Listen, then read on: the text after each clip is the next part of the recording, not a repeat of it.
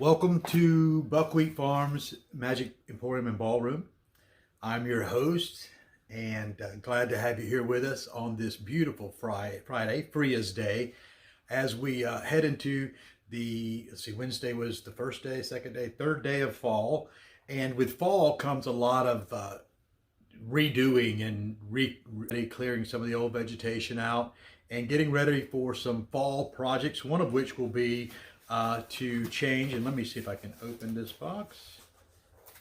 I ordered some new spigots for my rainwater collection system that are actually not ones that I'd rigged up myself, but these will actually tighten up onto the barrels. I can use them with my metal barrels, and they will greatly increase the water or decrease the water that I'm losing. As you saw on the video with the aquaponics emergency that I had, I was out of the rainwater had escaped my barrels through there's a small leak in the seam where the spigot was, and so now I have these are Renator, Renator, and I'll be putting those in and redoing my rainwater system next week. So I'll show you that. Also, in order to use my rainwater for my animals and the plants and everything, and not have to run it through the aquarium where it's the aquaponic system where there's a lot of evaporation, I've got a solution here. It's Sesco Solutions sodium thiosulfate pentahydrate. It's a chemical that will take the chlorine and the bromine out of the water, our city water, so that I can actually use that water in the aquaponics and keep my aquaponics system going until I can set up a system to accumulate more rainwater to keep that going. But this is a great thing here to take the chlorine out of the water, and we'll see how that works. Got a big bag here and very little, so this will probably last me for the rest of my life. Anyway, so we've got some things on the agenda here today. We'll go and look and see what all we've got going on today. Okay, we'll start in the greenhouse where I've got some lettuce that's growing in these pots here, these beds here, and over here we've got lettuce, a good bit of lettuce growing in there. And then as we move down to here, we've got our brassicas that are starting. These two are broccoli and Brussels sprouts here.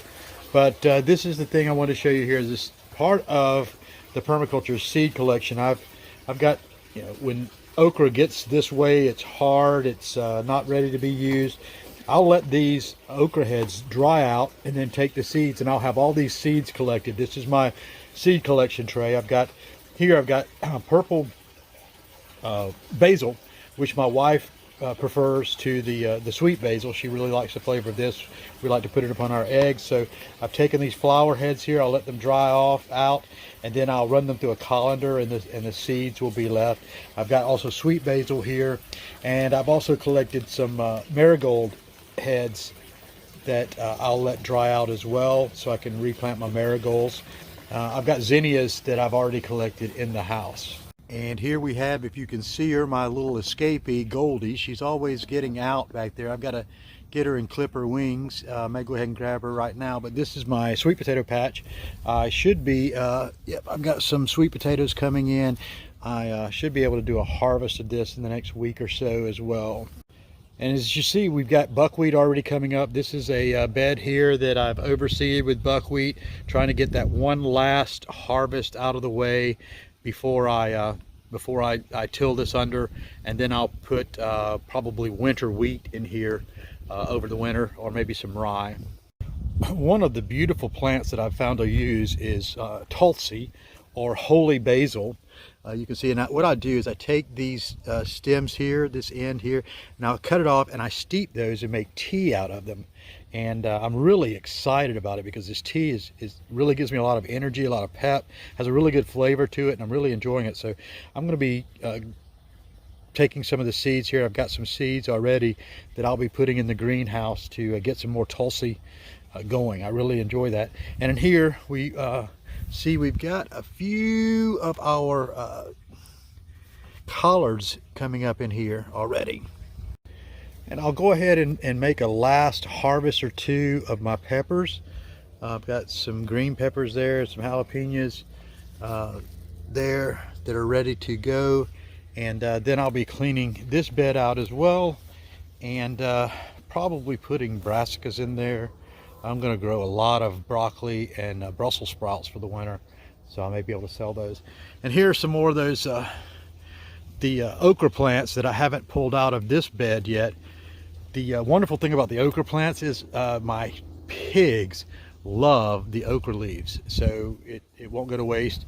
And then back here, this was a cucumber plant that my cucumbers didn't make it. It was the squash beetles that got into my squash and my cucumbers. I've talked to another farmer about this, and next year I'll till a lot of DME, diatomaceous earth, into my beds. That will prevent a lot of it. Also, one of the tips is not to plant, so I won't be able to plant any of those the gourd plants in here. None of the squashes, none of the cucumbers. I'll come back with something else here. Rotation of the plants will keep the squash beetles from coming back, because what they do is they bore down into the earth and wait out the winter. And this is my last marigold bed. I'll let them last as long as they can because I really like them. And then once they're done, I'll pull them up. Again, my chickens, my pigs will eat the marigold plants. They and the leaves, the marigold flowers actually will help yellow your yolk on your eggs. That's another good tip. As you can see, my little piggies do love the okra leaves, the okra plants. Hello, Zeus, you big fella, you. Yeah, my piggies do love me. I feed them well, and I'm gonna love them when they feed me well. Speaking of, it's getting time, so I need for you guys to get your pig share orders in. And as I hear Snowball in the background turning over her bowl, that's another thing I've got to do. Here is fix some way for she turns over her water bowl every day, and I tried to get a heavier bowl that she couldn't turn over, so I've got to make some kind of little fixture in there so that she doesn't turn the water bowl over. Along this fence line here was where I had the okra growing, and I pulled all that up, and I've sown barley seeds in here. Barley is the pigs love it. It grows well. I'll be able to harvest it, make a couple of harvests out of it. So the barley's sown in here. And here, let's check on them. The hazelnut pods are, if you can see that, let me get out the sun, there we go, are growing well. These are what they come from, basically, these little worm looking things here. They turn into pods. I've got another pod. Oh, that's a beautiful one there. It's a double one there. I don't know if you can see it because of the sun. Let's see if we can. It's a double pod there. Another pod there. We'll be putting something together for them as far as the drying of those hazelnuts soon. We go to the apple guild, and you can see my apple trees are really growing. I'm going to be taking some cuttings from them and putting some cuttings in the greenhouse probably today. That seems like a good thing to do since we started the fall. And I do have a couple of pumpkins plants here, actually 4 pumpkin plants here that are flowering, and I may be able to get some pumpkins out before the season's over. But you can see the buckwheat in here, it's growing. Again, I can get one harvest out of it possibly. For the animals to feed. Hopefully it'll reseed itself for the or I may leave it and reseed itself for the spring so I can get some more. And we go over here to this bed. This is where I had tomatoes and peppers, and of course I had my basil in here. And I've got nasturtiums that I'm going to take some cuttings from the nasturtiums and try to keep those going over the winter. Nasturtiums are great companion plants. And then this is the purple basil that I've still got left. And you can see these are the little flowers that I cut to preserve the seeds. The seeds are all in here. Some of that I'll leave to reseed. Again, the basil, the pigs enjoy it, and the chickens, it really helps. If your chickens are going through molt, you can give them some basil. It helps ease that molting. We've got, I got a pepper off of this plant just recently. Got another one coming in, so I may have another pepper. And here are the bugs that I hate. Right there. Kill that thing. Yes. The eggplant, I got a couple of eggplants off of it. We ate some eggplant last night. We'll see if they'll hold up pretty well. In fact, I think they should start producing a little better in the cooler weather, as long as it doesn't get freezing. You remember my story about the eggplant that I lost to the frost and brought back to life. And of course, the hazelnut, and we'll be looking, I'll go back and look at that in just a second. Raspberry bushes have been producing a little bit. I'll work a little more on this. I was trying to get them off the ground, but I will make a little bit better setup here. But also I want to try to run the raspberry bushes up and over this to try to make kind of like a tunnel here, so I can actually go in and get the raspberries from underneath, rather than all the ones on, and then the ones on top, I'll leave those for the birds. Now this is the large sweet potato patch that I have on the outside of my fence, and you can see I've got some flowering here going on, which means there's sweet potatoes being produced whenever you see these flowers. And once they begin to dry back, and I'll come in here and I should have a really good harvest of sweet potatoes in here. And if nothing else, the sweet potatoes help turn the earth because they help break it up. Then in here, I had some okra plants in here, and I've sown them with the rapeseed and turnips and collard mix, and also I've sown in some Sudan sorghum grass in here as well. This will basically be a feed plot in the fall. So here along the front fence line, I've pulled up the sunflowers and the okra from here, and of course fed to the animals. Purslane I've got growing here, and it may operate as a perennial here. I'm not sure, but I want to find a way to take cuttings or the seeds from this, because I really love the purslane. And the more I can grow of this, again, this isn't. I've seen some growing in other areas in the yard, and the thing about permaculture you'll find is that things come up as you need them. And so I've found there are so many plants that have come up growing that will feed my animals here. Not only the dandelions, but I've got like morning glories. I've got morning glories coming in all over the place. The animals love the morning glories. I can also make a legal hallucinogen out of the seeds, which is something that I may endeavor into between that and my wormwood, to see if I can catch me a little buzz off this stuff.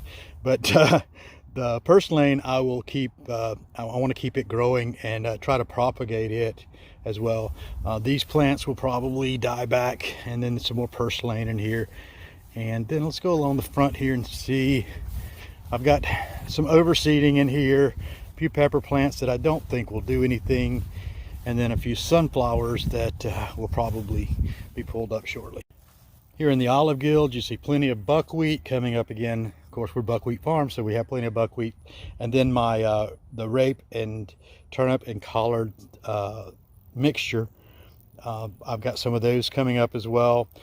Some of those will be for us, some of those will be for the animals. The rabbits love collards and turnips and rape, so they'll be really good for them. And now here, this is what looks like corn is actually Sudan sorghum grass, and that's the way it's supposed to grow. So I'll be able to take a cutting off of some of this shortly and feed it to the animals. I've got one squash plant here. Maybe I'll get some squash before the weather gets too bad for them. And then here, get rid of this stuff. Here, there we go. Here we've got an olive tree that it didn't grow from the original branch, but it grew from down below, so I'll have to cut this off and let that grow. My olive guild, I've got another olive tree here and one on the far end. And then this is the first plot that I sowed with that mix of the rape and turnips and collards, and you can see I'm already starting to get some come up in here. In fact, I can cut these greens here and excuse me, those are mustards, not collards in this mix. It's mustards, that's right, in this mix. So I'll be able to cut these, and Charlene and I love mustard, so we'll be able to get a little bit of a harvest out of them. Well, my plum trees have dropped their leaves, and so I won't be able to take any cuttings. It may be the spring before I can get cuttings of those and start my my trellises along in here. I'll come in and I'll put another plant growing here, and one growing here, and one growing here. So I'll get 3 more in here, and then I'll put a trellis system in and prune them so that they're growing along the trellis, so I don't get this huge high tree that I can't harvest from. I'll have a nice little wall of plums, and it'll make it much easier to harvest. I'm doing the same thing with my apples in the back. Well, here are the pineapple cuttings that I had taken, and this one here is really going well. I'm growing them from the tops.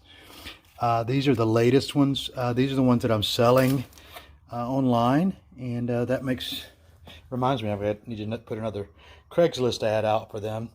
But these, especially this one here, should be ready by the spring to possibly produce some fruit, and I'll do a video on how I do that in this. Now, interesting enough, I can't remember the name of this plant, but it's so prolific, and it grows and it covers. I mean, this started with like a couple of 2 or 3 pieces in here, and now it's grown over this bed. I've got some also in a front bed, but the pigs will eat this as well. They really enjoy it, and the chickens enjoy this. So again, I'm finding all these things that are coming up that we see as ornamental or whatever, and there's food all around us. This right in this garden alone, you've got hosta here, which hosta is edible. The wild strawberries, the leaves of the wild strawberries taste like spinach. In fact, I'll probably cut some of those to put in the pasta dish that I'm doing tomorrow evening. So as you can see, every season has its work here on the farm. And again, you can share in this by joining our CSA, Middle Georgia Agora Community Supported Agriculture. I wanted to remind you, I am having a meetup this Saturday, September 25th, 2:30 p.m. at Taste and See Coffee Shop on Poplar Street in Macon. It is you will have to pay to park, but the meeting is no charge whatsoever.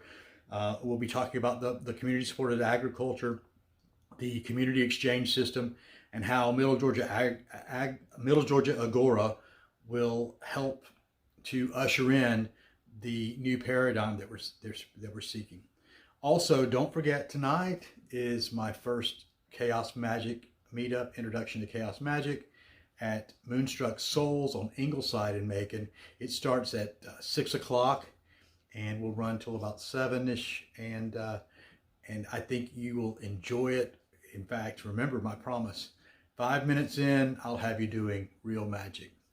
And that's pretty much it. I guess it's time for me to stop filming and start working. So until next time, namaste.